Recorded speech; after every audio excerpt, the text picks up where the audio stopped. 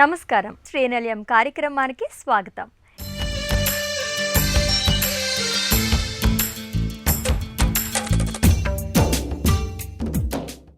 ఇంటి నిర్మాణంలో వచ్చిన నూతన పోకడలు, ఇంటి ముస్తాబుకు సంబంధించిన తాజా విశేషాలు, స్థానిక సంస్థలు అందిస్తున్న సదుపాయాలతో మీ ముందుకొచ్చింది ఈ వారం శ్రీనిలయం. కేంద్ర బడ్జెట్ వస్తుందంటే చాలు గృహ కొనుగోలుదారుల దగ్గర నుంచి నిర్మాణ రంగం వరకు ఎన్నో ఆశలు పెట్టుకుంటారు. ఇల్లు అనేది ప్రతి కుటుంబానికి అత్యవసరమైందని అందరికీ తెలిసిందే. ఉద్యోగం చేసేవారు, ఆర్థిక ఇబ్బందులు లేనివారు సొంతింటిని సాకారం చేసుకోవాలనుకుంటారు. 2025-2026 సంవత్సరానికి కేంద్ర మంత్రి నిర్మలా సీతారామన్ ఇటీవల పార్లమెంట్లో బడ్జెట్ను ప్రవేశపెట్టారు. అత్యధిక మందికి ఉపాధి కల్పిస్తున్న స్థిరాస్తి రంగానికి ఈ బడ్జెట్లో ఎలాంటి ప్రోత్సాహకాలు కల్పించారు అనే అంశంపై ప్రత్యేక కథనం శ్రీనిలయం స్థిరాస్తిలో.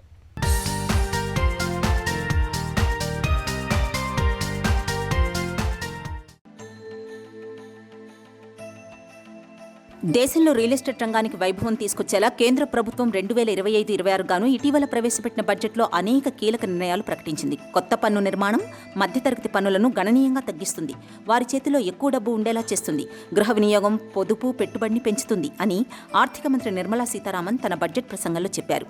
అలాగే నిలిచిపోయిన ప్రాజెక్టులో 1,00,000 ఇళ్లను పూర్తి చేసేందుకు స్వామి ఫండ్ 2ను ప్రభుత్వం ప్రకటించింది. 2025 బడ్జెట్లో అదనంగా 1,00,000 ఇళ్ల నిర్మాణం కోసం కొత్త స్వామి ఫండ్ 2కి 15,000 కోట్ల కేటాయింపును ప్రకటించింది.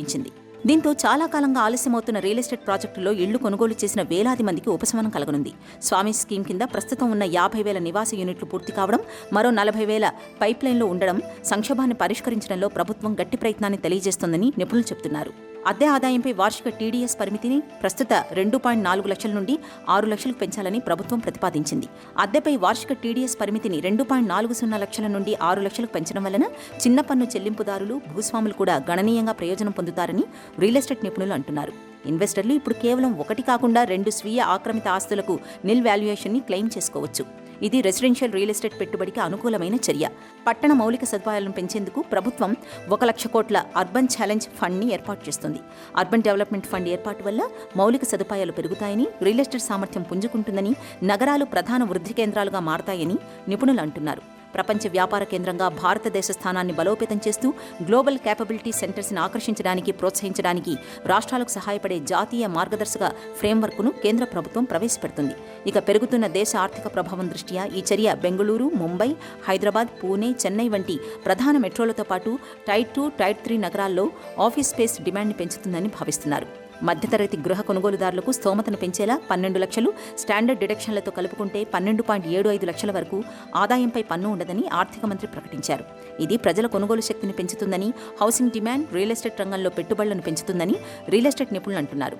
ప్రధానమంత్రి ఆవాస్ యోజన 2.0లో భాగంగా పేద, మధ్యతరగతి ప్రజలు గృహ నిర్మాణ రుణాల ద్వారా కట్టుకునే ఇళ్లకు వడ్డీ మాఫీ కోసం బడ్జెట్లో నిధులు పెంచారు. ఈ బడ్జెట్లో 3,500 కోట్లను కేటాయించగా క్రితం పద్దులో 1,500 కోట్లను మాత్రమే నిర్దేశించారు. రాష్ట్రంలో 2 లక్షల మందికి దీని ద్వారా లబ్ధి చేకూరే అవకాశాలున్నాయి. ప్రధానమంత్రి ఆవాస్ యోజనతో సొంతిల్లు లేని మధ్యతరగతి, దిగువ మధ్యతరగతి వారికి ఈ బడ్జెట్లో లబ్ధి చేకూరనుంది. అలాగే నెల నెలా వచ్చే విద్యుత్ బిల్లుల నుంచి సామాన్యులకు ఊరట కలిగించేలా ఈ బడ్జెట్లో రూఫ్ టాప్ సోలరైజేషన్ స్కీమ్కు బడ్జెట్ను కేటాయించారు. మరి ఈ బడ్జెట్కు సంబంధించిన మరింత సమాచారం ఇప్పుడు నిపుణుల మాటల్లో తెలుసుకుందాం.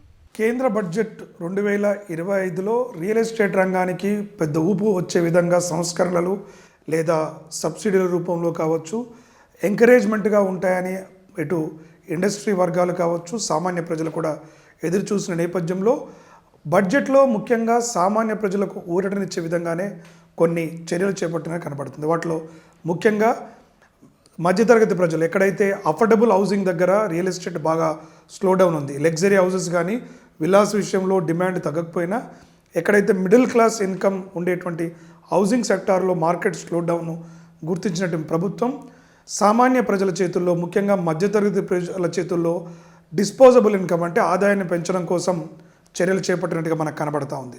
దాంట్లో ముఖ్యంగా ఇన్కమ్ ట్యాక్స్ స్లాబ్ గతంలో 3 లక్షల వరకు జీరో ఉన్న ట్యాక్స్ని దాన్ని 4 లక్షలకు పెంచడం, అదేవిధంగా 12 లక్షల వరకు కూడా వివిధ రకాల వాటిల్లో పెట్టుబడులు పెడితే ట్యాక్స్ ఎగ్జంప్షన్స్ను కూడా 12 లక్షల వరకు తీసుకొని దాదాపుగా 12 లక్షల వరకు పూర్తిగా ఇన్కమ్ ట్యాక్స్ లేకుండా ఉండడం, అదనంగా ఇంకొక 75,000 స్టాండర్డ్ డిడక్షన్ అంటే ఆటోమేటిక్గా వచ్చేది. దాదాపు 12,75,000 వరకు కూడా ట్యాక్స్ ఏదైతే తగ్గింపు ఉందో సామాన్య ప్రజల చేతుల్లో దాదాపుగా వారి యొక్క ఆదాయాలను బట్టి యావరేజ్గా ఒక 10,000 వరకు నెలకి లబ్ధి చేకూర్చే అవకాశం ఉంది. దీనితో పాటుగా ప్రధానమంత్రి ఆవాస్ యోజన కింద కూడా అంటే అఫోర్డబుల్ హౌసింగ్ కింద దాదాపు 10 లక్షల కోట్ల రూపాయలను రాబోయే 5 సంవత్సరాల్లో ఖర్చు చేస్తామని కూడా చేయడం జరిగింది. ఇది కూడా అఫోర్డబుల్ హౌసింగ్ రంగంలో ఉన్నటువంటి వాటికి కొంత ఊతమిచ్చే విధంగానే కనబడుతుంది. ఈ సంస్కరణలతో పాటుగా మనకు ఇన్కమ్ ట్యాక్స్లో నేటి వరకు కూడా ఒక హౌస్ పైన అంటే ఎవరైనా ఒక గృహాన్ని కొనుగోలు చేసి వాటిలో ఉండడానికి రెంట్ను స్వీకరిస్తున్నట్లయితే ఒక హౌస్ పైనే వెసులుబాటు ఉండేది. ఇప్పుడు 2 గృహాలు ఉన్నప్పటికి కూడా ఆ రెంటల్ ఇన్కమ్ చూయించుకొని వాటిపైన టీడీఎస్ లేకుండా ఉండే విధంగా అవకాశాన్ని మనకు కల్పించింది. కాబట్టి రెంటల్ ఇన్కమ్ కోసం గృహాలు కొనుగోలు చేయాలనుకునేటువంటి ఆదాయ వర్గాల వారికి కూడా ఈ బడ్జెట్లో కొంత ఊరటనివ్వడం జరిగింది. గత బడ్జెట్లో కూడా ప్రవేశపెట్టిన పిఎం సూర్యగర్వంశి యోజన కింద అంటే సోలార్ రూఫ్స్ ద్వారా కొంత విద్యుత్ ఛార్జీలను ఆదా చేసుకోవడానికి సగటున ఈ సూర్యగర్వంశి యోజన ద్వారా కొంత ఆదాయాన్ని కూడా ఈ సామాన్య ప్రజల చేతుల్లో రావడానికి ఆస్కారం. అంటే ఓవరాల్గా మనకు రియల్ ఎస్టేట్ రంగాన్ని ఇచ్చినటువంటి ప్రకటనలని కూడా పేద మధ్యతరగతిని ఆసరాగా చేసుకొని వారు సొంతింటి కలను సాకారం చేసుకోవడానికి ప్రత్యక్షంగా పరోక్షంగా సహకారాలను అందించడం జరిగింది. మార్కెట్ వర్గాలు కూడా ఈ యొక్క సంస్కరణలని ఆహ్వానించడం మనం గమనించవచ్చు. ఇంటి నిర్మాణ సమయంలో పెద్ద ఎత్తున కాలుష్యం వెలువడుతోంది. ఇల్లు పూర్తయిన తర్వాత కూడా కొంతవరకు దీని ప్రభావం ఉంటుంది. పర్యావరణ మార్పుల ప్రభావం చేత భూమికి అధిక ఉష్ణతాపాన్ని పెంచేస్తున్నాయి. నగరాల్లో రోజురోజుకి పచ్చదనం కరుమరుగుతూ కాంక్రీట్ అరణ్యాలుగా కనిపిస్తున్నాయి. దానివల్ల కలిగే దుష్ప్రభావాలు మానవ మనుగడకు ప్రశ్నార్థకంగా మారనున్నాయి. కర్బన ఉద్గారాలు తగ్గించి పర్యావరణహితంగా నిర్మాణాలు నిర్మించాలని, భవన నిర్మాణాలతో పాటు మనిషి జీవన ప్రమాణాలు మరింత పెరిగేలా నిర్మాణాలు చేపట్టాలని, ఈ గ్రీన్ బిల్డింగ్స్ భవిష్యత్తు తరాలకు హరిత బాటలు వేయాలని ఇండియన్ గ్రీన్ బిల్డింగ్ కౌన్సిల్ కోరుకుంటోంది. మరి హరిత భవనాలు అవి అందించే లాభాలపై ప్రత్యేక కథనం శ్రీనిలయంలో. ప్రపంచవ్యాప్తంగా నిర్మాణ రంగంలో సరికొత్త నిర్మాణాలు వస్తున్నాయి. మారుతున్న కాలమాన పరిస్థితులకు అనుగుణంగా నిర్మాణ రంగంలోని ఆర్కిటెక్ట్స్ మనిషిని ప్రకృతికి దగ్గర చేసే నిర్మాణాలకు రూపకల్పన చేస్తున్నారు. ఈ క్రమంలో నగరాల్లో గ్రీన్ బిల్డింగ్స్, హరిత భవనాలకు రోజురోజుకి ఆదరణ పెరుగుతోంది. దీర్ఘకాలిక ప్రయోజనాలున్న హరిత భవనాల్లో సరికొత్త నమూనాల్లో ఇళ్లు, అపార్ట్మెంట్లను నిర్మించేందుకు నిర్మాణదారులు సైతం ప్రాధాన్యమిస్తున్నారు. ఒకప్పుడు మన దేశంలో ప్రధాన నగరాల్లో అక్కడక్కడ మాత్రమే హరిత భవనాలు కనిపించేవి. ప్రస్తుతం హరిత భవనాల సంఖ్య నగరాల్లో క్రమేపీ పెరుగుతోంది. మరో 180కి పైగా గ్రీన్ బిల్డింగ్ ప్రాజెక్ట్స్ కింద చేపట్టేందుకు ఇండియన్ గ్రీన్ బిల్డింగ్ కౌన్సిల్లో నమోదు చేసుకున్నాయి. ఇందులో వ్యక్తిగత ఇళ్లు, అపార్ట్మెంట్లు, ఐటీ పార్కులు, విద్యాసంస్థల భవనాలు, అనేక పరిశ్రమలు ఉన్నాయి. హరిత భవనాల్లో పర్యావరణ పరిరక్షణకు అనుకూలమైన ప్రత్యేకతలు ఎన్నో ఉన్నాయి. సూర్యరశ్మి ద్వారా విద్యుత్తును ఉత్పత్తి చేయడం, విద్యుత్ వినియోగం తగ్గేందుకు ఎల్ఈడీ బల్బుల వాడకం, 5 స్టార్ రేటెడ్ విద్యుత్ గృహోపకరణాలు వాడటం, వీలైనంత ఎక్కువగా సౌరశక్తిని ఉపయోగించుకోవడం హరిత భవనాల ప్రత్యేకత. ఈ భవనాల్లో 70% నీటి వృధాను తగ్గిస్తారు. ఇంట్లో నిత్యం ఉపయోగించే నీరు బయటకు వెళ్లకుండా చేసి మొక్కలకు, స్నానాల గది అవసరాలకు ఉపయోగించే విధంగా ఉంటాయి. భవన నిర్మాణంలో నీటి వినియోగాన్ని తగ్గించడం, ఇంకుడు గుంతలు ఏర్పాటు చేసుకోవడం ఎంతో ముఖ్యం. నిర్మాణంలో ఎక్కువగా పునర్వినియోగ సామగ్రిని ఉపయోగించడం హరిత భవనాల నిర్మాణంలోని మరో ప్రత్యేకత. హరిత భవనాల నిర్మాణ వ్యయం సాధారణ భవనాలతో పోల్చితే దాదాపు 8 నుంచి 10% వరకు ఎక్కువగా ఉంటుందని నిర్మాణ రంగ నిపుణులు చెబుతున్నారు. ఇళ్లల్లో నీరు, విద్యుత్ ఆదా అవుతున్న కారణంగా ఆ వ్యయాన్ని ఇల్లు నిర్మించిన 3 ఏళ్లలోనే తిరిగి వచ్చేస్తుందని హరిత భవనాల యజమానుల ద్వారా తెలుస్తోంది. నిర్మాణం పూర్తయిన భవనాల్లో అంతర్గత అలంకరణ కూడా హరిత భవనాల మార్గదర్శకాలకు అనుగుణంగా మలుచుకునే వీలుంటుంది. హరిత భవనాల నిర్మాణం ద్వారా ఇంటికి రెట్టింపు అందాన్ని తెచ్చేందుకు హరిత భవన నిర్మాణానికి కావలసిన సామగ్రి కూడా ప్రస్తుతం మార్కెట్లో అందుబాటులో ఉన్నాయి. గ్రీన్ బిల్డింగ్స్ ను గుర్తించి వాటికి సర్టిఫికెట్ సిఐఐ ఇస్తుంది. వీరి ఆధ్వర్యంలో నడిచే గ్రీన్ బిల్డింగ్ కౌన్సిల్ పర్యావరణ పరిరక్షణకు సంబంధించిన నిబంధనలను పాటించింది లేనిది ఈ సంస్థ పరీక్షిస్తుంది. తర్వాత ధృవీకరణ పత్రం జారీ చేస్తుంది. ప్లాటినం, గోల్డ్, సిల్వర్, సర్టిఫైడ్ పేరిట 4 విభాగాలుగా ఇవి ఉంటాయి. గ్రీన్ బిల్డింగ్ అంటే ఏంటి? గ్రీన్ బిల్డింగ్లో బేసికల్గా మనం వాటర్ సేవింగ్ చేయడము, ఆ డివైజెస్ వాడుకోవడం, అట్లనే ఎలక్ట్రికల్ పాయింట్ ఆఫ్ వ్యూ కూడా energy saving fitting and fixtures ఉన్నాయి. యూజ్ చేసిన వాటర్ని కూడా ట్రీట్ చేస్తాం. సివరేజ్ ట్రీట్మెంట్ ప్లాంట్ కూడా మనం ఆ ప్రాజెక్ట్లో మ్యాండేటరీగా ఉంటుంది, మళ్ళీ రీయూజ్ చేస్తాం. లేదా రెయిన్ వాటర్ హార్వెస్టింగ్ కూడా మనకు మ్యాండేటరీ ఇందులో. వీలైనంత వరకు మనం ఎయిర్ కండిషన్స్ యొక్క రిక్వైర్మెంటు దాని యొక్క తగ్గించడానికి మనము ఈ బిల్డింగ్ ప్లాన్ చేసుకుంటాం. క్రాస్ వెంటిలేషన్ ఉండాలా, ఈ ఎయిర్ సర్క్యులేషన్ ఉండాలా. ఎయిర్ సర్క్యులేషన్ ఎంత ఎక్కువ ఉంటే మనకు ఆ బిల్డింగ్లో మనకు రేడియేషన్ తక్కువ ఉంటుంది, హీట్ తక్కువ ఉంటుంది. కాబట్టి మనకు ఎయిర్ కండిషన్ యొక్క దానికి ఖర్చు అయ్యే పవర్ కూడా తగ్గుతుంది. ఎన్విరాన్మెంట్ దృష్టిలో పెట్టుకొని, ఫ్యూచర్ జనరేషన్ దృష్టిలో పెట్టుకొని ఏదైతే రెడ్యూస్, రీసైకిల్, రీయూజ్ అనేది ఏదైతే ఉందో, ఆల్రెడీ వాడిన మెటీరియల్ ఏదైతే ఉందో, స్క్రాప్ ఏది ఉందో, ఈ గ్రీన్ ప్రో ప్రోడక్ట్స్ తయారు చేసేటప్పుడు మనం కంపల్సరీగా మ్యాండేటరీగా కొంత పర్సంటేజ్ యూజ్ చేయమంటాం ఆ గ్రీన్ ప్రో ప్రోడక్ట్స్. ప్రజలకు కూడా ఈ గ్రీన్ బిల్డింగ్స్ యొక్క ఇంపార్టెన్స్ తెలవాలా, దీనివల్ల మన నేచర్ని ఏ విధంగా మనం కాపాడుకుంటున్నాము, ఈ బిల్డింగ్స్లో వాడే మెటీరియల్ ఏంటిది, ఏ విధంగా కడుతున్నారు, తర్వాత ఎక్కడెక్కడ ఈ ప్రాజెక్ట్స్ వస్తున్నాయి, తర్వాత దీనివల్ల అడ్వాంటేజెస్ ఏంటిది అనేది కూడా తెలవడానికి, అంటే ఈ గ్రీన్ బిల్డింగ్స్ అనేది ఒక హౌస్ హోల్డ్ నేమ్ కావాలా. హరిత భవనాలకు దీర్ఘకాలంలో ఆస్తి విలువ ఎక్కువగా పెరుగుతుంది. వీటిలో నివసించేవారు, పనిచేసేవారు ఆరోగ్యంగా ఉంటారు. సాధారణ భవనాలతో పోలిస్తే హరిత భవనాల్లో వెలువడే కాలుష్య ఉద్గారాలను పర్యావరణానికి కలిగించే దుష్ప్రభావాన్ని తగ్గిస్తుంది. హరిత భవనాలకు 31 విభాగాల్లో ఐజీబీసీ రేటింగ్ వస్తుంది. హరిత భవనాల్లో భారత్ 2వ ర్యాంకులో ఉంది. తెలంగాణలో 682 ప్రాజెక్టుల్లో 1.12 బిలియన్ చదరపు అడుగుల విస్తీర్ణంలో హరిత నిర్మాణాలు విస్తరించాయి. What are the advantages of living in a green property ఏమిటంటే, you will reduce your energy consumption by 35 to 40%. You will reduce your water consumption by 30 to 35%. And overall, your health and well-being will improve. Arogya ఉండొచ్చు if you are living in a green home.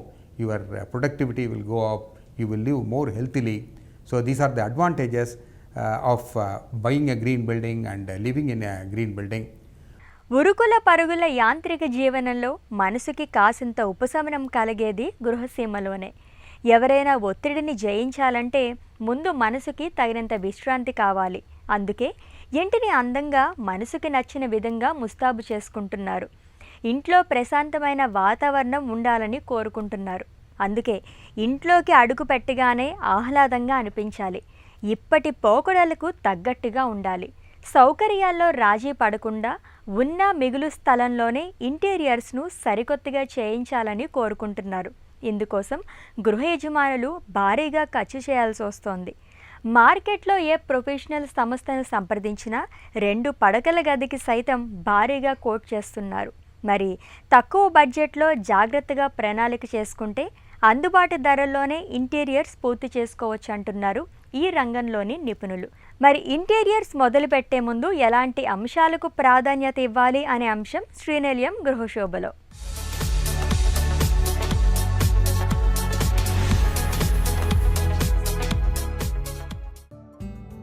ఇంటి కోసం ఎంతైనా ఖర్చు చేస్తుంటారు చాలామంది. వాళ్ళని చూసి మిగతా వాళ్ళు ఆచరిస్తే ఆర్థికంగా ఇబ్బందుల్లో పడతారు. ముందుగా గృహాలంకరణకు సంబంధించి బడ్జెట్ ఎంత అనేది నిర్ణయించుకోవాలి. అందులోనే అత్యుత్తమంగా అలంకరణ ఉండేలా చూసుకోవాలి. ఇంట్లో ఏ భాగం ప్రత్యేకంగా కనిపించాలనుకుంటున్నారో అంతవరకే అలంకరణకు ప్రాధాన్యం ఇవ్వాలి.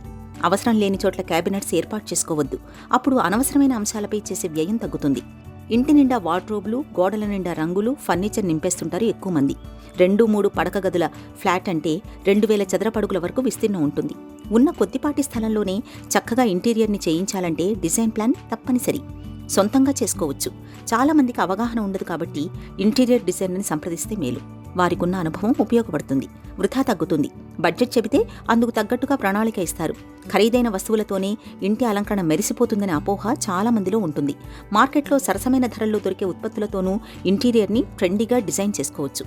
కాకపోతే ఆయా ఉత్పత్తులు ఎక్కడ దొరుకుతాయి, ఏమేం ఉపయోగించాలనే విషయం తెలిసి ఉండాలి. ఇంటీరియర్స్లో ఎప్పటికప్పుడు నయా పోకళ్ళు వస్తుంటాయి. 5-10 ఏళ్ల కాలంలో చాలా మార్పులు స్పష్టంగా కనిపిస్తుంటాయి. ఇల్లు మారినప్పుడల్లా కొందరు గృహాలంకరణలో పూర్తిగా మార్పులు చేస్తుంటారు. నిజానికిది చాలా ఖర్చుతో కూడుకున్నది. ఆ స్థాయిలో వ్యయం చేయలేని వారు కొన్ని మార్పులు చేసుకుంటే చాలు. జేబుకు చిల్లు పడకుండానే ట్రెండీగా మార్చేయవచ్చు. తదుపరి సేవలందించే సంస్థలను ఇంటీరియర్కి సంబంధించి గృహ యజమానుల్లో చాలా మందికి అవగాహన తక్కువ. దీంతో మార్కెట్లో ఉన్న చాలా సంస్థలు సొమ్ము చేసుకునే ప్రయత్నం చేస్తుంటాయి. వాస్తవానికి దూరంగా ఉండే కొటేషన్లు ఇస్తుండటంతో బడ్జెట్ దాటిపోతుంది. ఇది చూసి మధ్యతరగతి వర్గాలు వారిని సంప్రదించకుండా స్థానికంగా తెలిసిన వారితో పనులు చేయించుకుంటుంటారు. స్థానికంగా చేసే డిజైన్లలో భద్రత సమస్యగా ఉంది. వంటగదిలో మహిళలు, పడక గదుల్లో పిల్లలు మొనతేలి ఉన్న ఇంటీరియర్తో గాయాల పాలవుతుంటారు. వీటి దృష్ట్యా డిజైనర్ సలహా ముఖ్యం. ఇంటి యజమానులకు వీటిపై అవగాహన ఉండదు. తీరా ఇంట్లోకి దిగిన తర్వాత ఇబ్బంది పడుతుంటారు. కాబట్టి ఇంట్లో ఉపయోగించే రంగులు, ఫర్నిచర్ ఇలా ప్రతిదీ ఏది మంచిదో ఏది కాదో వివరించే డిజైన్ని ఎంపిక చేసుకోవటం మేలు. ఏదైనా ఒక ప్రాజెక్ట్, ఫ్లాట్ కానీ విల్లా కానీ పర్చేస్ చేసిన తర్వాత వారు వెంటనే ఆలోచించేది ఏమిటి అని అంటే ఆ స్పేస్ని ఏ విధంగా వారు తీర్చిదిద్దాలనుకుంటున్నారు, దానికి గల ఇన్పుట్స్ వాళ్ళు క్లియర్గా ఉండాలి. ఇప్పుడు ఒక బిల్డర్ అనే ఆయన మనకి ఫ్లోరింగ్ ఇస్తారు, వాల్స్ ఇస్తారు, ఎలక్ట్రికల్స్ అన్నీ ఇస్తారు. మనం డైరెక్ట్గా ఇంట్లోకి వచ్చేసి ఉండిపోవచ్చు కదా. కానీ మనకి జీవన శైలిలో ఫర్నిచర్ అనేది ఇంపార్టెంట్, లైటింగ్ అనేది ఇంపార్టెంట్, మాడ్యులర్ కిచెన్ సెటప్ అనేది ఇంపార్టెంట్. అందరి ఇళ్లలోనూ ఇవన్నీ కామన్గా ఉండేవే. కానీ ఒకరింట్లో 10 లక్షలు ఖర్చు పెడితే ఇంకొకరింట్లో 25 లక్షలు ఖర్చు పెట్టి ఉండొచ్చు. ఆ డిఫరెన్స్ అనేది ఎక్కడ వస్తుంది? Size of the property. మీకు 1000 స్క్వేర్ ఫీట్ ఫ్లాట్ ఉంటే దానికి ఒక 10 నుంచి 15 లక్షలు అవసరం పడుతుంది అనుకోవచ్చు. 2000 SFT, 3000 SFT, 3 bedroom, 4 BHK flats అనేవి సైజు పెరుగుతున్న కొద్దీ బడ్జెట్స్ కూడా ఆటోమేటిక్గా పెరుగుతాయి. వాటితో పాటు మనం నెంబర్ ఆఫ్ ఐటమ్స్, ఎన్ని ఐటమ్స్ మనం కొత్తగా దానిలో అభివృద్ధి చేస్తున్నాము, డిజైన్ చేస్తున్నాము అన్నదాన్ని బట్టి బడ్జెట్స్ కూడా వేరీ అవుతూ ఉంటాయి అన్నమాట. ఫర్నిచర్ విషయానికి వస్తే వార్డ్రోబ్స్ అనుకోండి. సపోజ్ వార్డ్రోబ్స్లో స్లైడింగ్ డోర్ వార్డ్రోబ్స్ ఉన్నాయి, ఓపెన్ డోర్ వార్డ్రోబ్స్ కూడా ఉన్నాయి. బేస్ మెటీరియల్గా మాట్లాడితే ప్లైవుడ్ ఉంది, స్టీల్ కూడా ఉంది, పీవీసీ కూడా ఉంది. సో మెటీరియల్ కాస్టింగ్ డిఫర్ అయ్యే కొద్దీ మనకి ప్రాజెక్ట్ బడ్జెట్స్ కూడా వేరీ అవుతూ ఉంటాయి అన్నమాట. సో ఎక్కడ ఏది అవసరమో, ఎక్కడ ఏ మెటీరియల్ అవసరమో దాని యొక్క విస్తీర్ణం, సైజ్ ఎంత చేస్తున్నాము అన్న దాన్ని బట్టి బడ్జెట్స్ డిసైడ్ అవుతాయి అన్నమాట. మోస్ట్ ఇంపార్టెంట్లీ అనవసరమైన బడ్జెట్స్ పెట్టకుండా అవసరమైన వాటికే పరిమితం చేసుకుంటే, మంచి డిజైనర్ని కనుక మీరు అప్రోచ్ అవ్వగలిగితే మీ దగ్గర ఉన్న బడ్జెట్ తోటే మీకు అత్యాధునికంగా చేయగలిగే అవకాశం ఉంటుంది. This is where a designer comes into place. మీకుగా మీరు చేసుకునే అవకాశం కూడా ఉంటుంది. ఇప్పుడు ఇంటర్నెట్ వచ్చేసింది, ఆర్టిఫిషియల్ ఇంటెలిజెన్స్ వచ్చింది, ఎవరైనా ఏదైనా చేయగలుగుతున్నారు. కానీ ఒక ఎక్స్పర్ట్ అనే ఆయన మీకు చాలా విధాలుగా తోడ్పడతారు. మీ డిజైన్ ప్రాసెస్లో కావచ్చు, డిజైనింగ్ వేలో కావచ్చు, వారి దగ్గర ఉన్న ఎక్స్పీరియన్స్ తోటి వారి టీమ్స్ని పెట్టి మీకు మంచి అవుట్పుట్ని తీసుకురావడంలో ఎంతగానో తోడ్పడతారు. చేసేటప్పుడు ప్రతిదీ జాగ్రత్తగా చేయాలి. చేసిన తర్వాత కూడా పోస్ట్ సర్వీస్ ఎలాగా అనేది కస్టమర్ కనుక మీరు వివరించగలిగితే, వారికి తోడుగా ఉండగలిగితే ఈ కమ్యూనిటీ అనేది ఎప్పుడూ సఫలీకృతంగానే ముందరికి వెళుతుంది. ఇంటి కోసం ఎంతైనా ఖర్చు చేస్తుంటారు చాలామంది. వారిని చూసి మిగతా వారు ఆచరిస్తే ఆర్థికంగా ఇబ్బందుల్లో పడతారు. ముందుగా గృహాలంకరణకు సంబంధించిన బడ్జెట్ ఎంత అనేది నిర్ణయించుకోవాలి. అందులోనే అత్యుత్తమంగా అలంకరణ ఉండేలా చూసుకోవాలి. ఇంట్లో ఏ భాగం ప్రత్యేకంగా కనిపించాలనుకుంటున్నారో అంతవరకే అలంకరణకు ప్రాధాన్యత ఇవ్వాలి. అవసరం లేని చోట క్యాబినెట్స్ ఏర్పాటు చేసుకోవద్దు అంటున్నారు నిపుణులు. 2-3 డిజైన్లు ఇస్తే వాటిలో నచ్చింది ఎంపిక చేసుకోవచ్చు. ఒకవేళ పని పూర్తయ్యాక వాడే క్రమంలో ఏవైనా సమస్యలు వస్తే సర్వీసింగ్ సదుపాయం ఉందో లేదో ముందే స్పష్టత తీసుకోవాలి. చాలా సంస్థలు పని పూర్తయ్యాక ఎన్నిసార్లు ఫిర్యాదు చేసినా పట్టించుకోవటం లేదనే ఫిర్యాదులు కూడా ఉన్నాయి. ఇంటిపైన, ఇంటీరియర్స్ పైన ఖర్చు అపరిమితం. కాబట్టి ఆయా వ్యక్తుల కుటుంబ పరిస్థితులను బట్టి బడ్జెట్ని పరిమితం చేసుకోవాలి. అందులోనే ఉత్తమంగా ఎలా అలంకరించుకోవచ్చో ప్లాన్ చేసుకోవాలి. ఇంటీరియర్తో ఇంటి లుక్కే మారిపోతుంది. బడ్జెట్లోనే గృహాలంకరణ పూర్తవ్వాలంటే రోజువారీ ఉపయోగించుకునే ఫంక్షనాలిటీస్, వాటికి ఎక్కువ ప్రాధాన్యతనిచ్చి ఆ తర్వాత కూడా బడ్జెట్ సహకరిస్తే అలంకరణ అంటే బ్యూటిఫికేషన్ పైన దృష్టి పెట్టాలి. ఇంట్లో వార్డ్రోబ్స్, బెడ్స్ వంటివి చాలా అవసరం. నాణ్యతలో రాజీ పడకూడదు. ప్రమాణాలున్న వాటిని వాడేందుకు ప్రాధాన్యం ఇవ్వాలి. ఏ ఇంటికి ఆ ఇల్లు ప్రత్యేకం కాబట్టి అందుకు తగ్గట్టుగా ఇంటీరియర్ ఉండాలి. ప్రస్తుతం stone claddings, wall panelings, Rajasthani tiles పోకళ్లు నడుస్తున్నాయి. పెస్టల్ కలర్స్ ట్రెండీగా ఉన్నాయి. Trendy wallpapers, bold designs ప్రస్తుత పోకడగా ఉంది. కొత్త పాత కలిపి ఫ్యూజన్ స్టైల్ ఇంటీరియర్ను ఇంట్లో ఎక్కువగా ఇష్టపడుతున్నారు. Glass bricks, wood panel, wall mixing texture, art, warm colour furnitures ప్రస్తుతం గృహాలంకరణలో ప్రాచుర్యంగా ఉన్నాయి. Concrete style, curve style patterns ఎక్కువగా నడుస్తున్నాయి. ప్రస్తుతం ఏ మెటీరియల్స్ని ఎక్కువగా యూస్ చేస్తున్నామో, ఇంపోర్టెడ్ మెటీరియల్స్ కావచ్చు, లేటెస్ట్గా డెవలప్ చేసిన మెటీరియల్స్ కావచ్చు, పురాతనమైనవి మళ్ళీ దాన్ని రీఫర్బిష్ చేసిన మెటీరియల్స్ కావచ్చు. సో మీరు ఒక హార్డ్వేర్ స్టోర్కి కానీ ఒక ప్లైవుడ్ స్టోర్కి కానీ వెళితే ఈ రోజు ఉన్న మెటీరియల్ రేపొద్దున ఉండట్లేదు. ఎందుకు అనంటే అంత ఫాస్ట్గా గ్రోత్ ఉంటుంది, అంత లేటెస్ట్ మెటీరియల్స్ ఒకదాని మించి ఒకటి వస్తూనే ఉన్నాయి. సో ఒక ఎండ్ కస్టమర్కి చాలా కన్ఫ్యూజన్స్ ఉంటున్నాయి, చాలా డౌట్స్ ఉంటున్నాయి. ఏ మెటీరియల్ని మనం ట్రస్ట్ చేయాలి, ఏ మెటీరియల్కి ఎంత పెట్టాలి, దాని అసలైన వర్త్ ఏమిటి అనేది. సో దానికి గాను కస్టమర్స్ని కూడా we encourage them to study about the products. ఏదైనా ఒక ఎక్స్పో జరుగుతోంది, ఒక ఎగ్జిబిషన్ జరుగుతోంది, ఒక షోకేస్ జరుగుతోంది, వెళ్ళండి. యాజ్ అ కస్టమర్గా మీరు దాన్ని ఎక్స్ప్లోర్ చేయండి, ఏమేం ప్రోడక్ట్స్ ఉన్నాయనేది తెలుసుకోండి, జర్నల్స్ ఫాలో అవ్వండి, మ్యాగజైన్స్ చూడండి. వాటిల్లో మీకు అన్ని లేటెస్ట్ డేటాస్ ఉంటూ ఉంటాయి. మీరు డిజైనర్స్ మాటని పూర్తిగా నమ్మేయకుండా వారితో పాటుగా మీరు కూడా మీ బ్యాక్గ్రౌండ్ రీసెర్చ్ చెక్ చేసుకుంటూ లేటెస్ట్ పోకడలు ఏమున్నాయనేది తెలుసుకుంటే ఇద్దరికీ కూడా ప్రాజెక్ట్ క్యారీ ఆన్ అవ్వడానికి ఎంతగానో ఉపయోగపడుతుంది. ఇప్పుడు వాల్ డెకరేషన్కి ఒకప్పుడు వెరీ బిగినింగ్లో ఓన్లీ పెయింటింగ్స్ ఉండేవి. వాల్ కలర్స్ తోటి డబల్ కలర్స్ కానీ సింగిల్ కలర్స్ కానీ కలర్స్ మీద ఏదైనా ప్యాటర్న్స్ కానీ ఆ రకమైన ప్లే మాత్రమే ఉండేది. తర్వాత కొన్నాళ్ళకి వాల్ పేపర్స్ వచ్చాయి. ప్రింటెడ్ టెక్నిక్ కాబట్టి ఏ రకమైన డిజైన్ అయినా కానీ ఆ వాల్ పేపర్ మీద ముద్రించి దాన్ని గోడకి అంటించుకునే పద్ధతి ఉండేది. వాల్ పేపర్స్ తర్వాత వాల్ ప్యానల్స్ వచ్చాయి. వాల్ ప్యానల్స్ అంటే మీకు రకరకాల థిక్నెసెస్లో ఉంటున్నాయి, రకరకాల సైజెస్లో ఉంటున్నాయి. కొన్ని ప్లైవుడ్ బేస్ చేసుకుని దానిపైన స్టిక్ చేసే ఐటమ్స్ ఉంటాయి, కొన్ని డైరెక్ట్గా వాల్ మీద స్టిక్ చేసే అప్లికేషన్స్ ఉంటాయి. ఈ వాల్ ప్యానల్స్లో కూడా ప్రజెంట్ లేటెస్ట్ ట్రెండింగ్ ఏమని చెప్పుకోవచ్చు అని అంటే మనకి స్టోన్ ప్యానల్స్ దొరుకుతున్నాయి. Stone panels are an alternative to natural stones. మీరు ఒక టైల్స్ షాప్కి వెళ్తే లేదా స్టోన్ షాప్కి వెళ్తే వారి దగ్గర ceramic, vitrified, 2x2, 2x4 multiple bigger slabs కూడా ఇప్పుడు అవైలబుల్గా ఉంటున్నాయి. అవి ఒకప్పుడు సాధారణంగా వాష్ ఏరియాస్లో, వెట్ ఏరియాస్లో మాత్రమే వాడేవారు. అలాంటి స్టోన్స్ ఇప్పుడు లివింగ్ రూమ్స్లోకి వచ్చేసాయి, డైనింగ్ రూమ్స్లోకి వచ్చేసాయి. But again stone is a standard solid material. దానికి కాస్ట్ కొంచెం ఎక్కువ ఉంటుంది, అప్లికేషన్ టైం పడుతుంది, దానికి బడ్జెట్ కూడా ఎక్కువే అవుతుంది. సో స్టోన్కి ఆల్టర్నేటివ్గా స్టోన్ ప్యానల్స్ వచ్చాయి. అంటే true copy. It looks like stone but it is very light in weight. 3D panels. ఒకప్పుడు 3D ప్యానల్స్ అనేవి మనం ప్లైవుడ్లో సిఎన్సీ కటింగ్ చేసుకునేవారం, ఎండిఎఫ్లో సిఎన్సీ కటింగ్ చేసేవాళ్ళము. ఇప్పుడు సిమిలర్ పియు మెటీరియల్లో, యూవీ మెటీరియల్లో 3D స్టోన్ ప్యానల్స్ కూడా, 3D fibre panels, 3D artistic panels కూడా దొరుకుతున్నాయి. అవి మనము డైరెక్ట్గా పార్టీషన్స్ లాగా యూస్ చేయగలుగుతున్నాము సీ త్రూ ఉండే ప్యానల్స్లో అయితే, లేదా సాలిడ్ ప్యానల్స్లో అయితే direct on the wall application చేయగలుగుతున్నాము. So PU and UV panels ఈ రెండు మార్కెట్ని చాలా భాగం వరకు క్యాప్చర్ చేసాయని చెప్పుకోవచ్చు. లేటెస్ట్ మెటీరియల్స్ గురించి అవగాహన పెంచుకుంటూ, మార్కెట్లో ఉండే వాటిని రీసెర్చ్ చేసుకుంటూ బెస్ట్ బ్రాండ్స్ని కనుక మీరు ఎక్వైర్ చేయగలిగితే మీ డిజైనర్ సహకారం ద్వారా మీ యొక్క ప్రాజెక్ట్ని చాలా మంచిగా అభివృద్ధి చేసుకోగలిగిన వారు అవుతారు. ఇది నేటి శ్రీనిలయం. ఈ కార్యక్రమానికి సంబంధించిన అభిప్రాయాలు, సందేహాలు మాకు తెలియచేయండి. మా చిరునామా Srinilayam, ETV Ramoji film city, Hyderabad 501-512. మా ఈమెయిల్ అడ్రస్ srinilayam@ettv.co.in. మరికొన్ని తాజా అంశాలతో వచ్చే వారం మళ్ళీ కలుద్దాం. అంతవరకు సెలవు, నమస్తే.